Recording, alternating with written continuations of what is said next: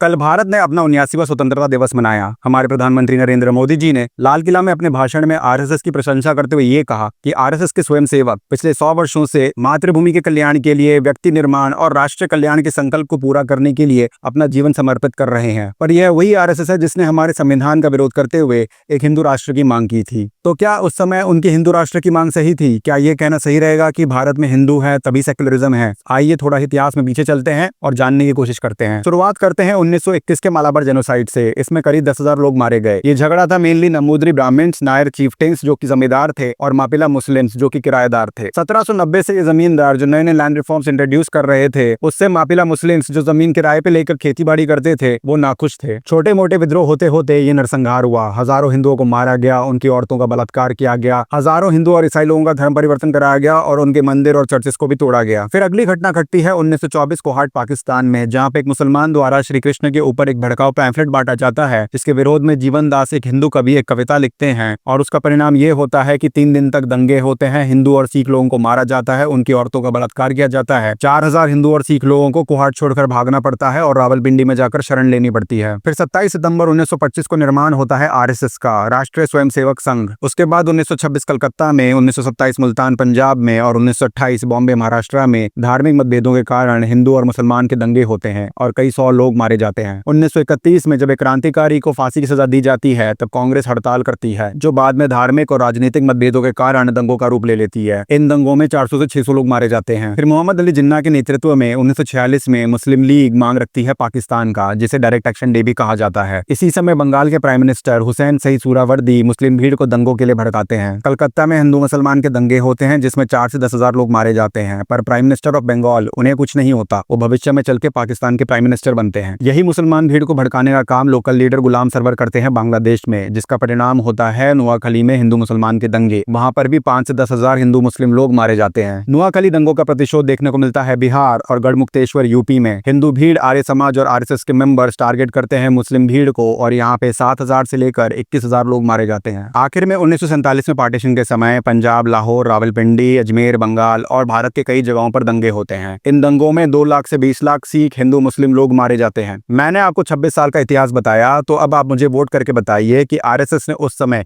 हिंदू राष्ट्र की जो मांग की थी, क्या वो सही थी? वैसे तो 1976 में इंदिरा गांधी ने पहली बार ये सेक्युलर वर्ड को हमारे संविधान के प्रियम्बल में ऐड किया था, पर 1947 में मेजॉरिटी ऑफ द पीपल जो ड्राफ्टिंग कमेटी और कॉन्स्टिट्यूएंट असेंबली में थे वो हिंदू थे, इसलिए आपको ऐसा कॉन्स्टिट्यूशन मिला, ऐसा संविधान मिला जो सेक्युलर इन नेचर है। So coming back to my statement, Bharat में हिंदू है इसलिए सेक्युलरिज्म है? जी हाँ। इस इतिहास को याद रखिए। To all my fellow Indians all around the world, happy Independence day.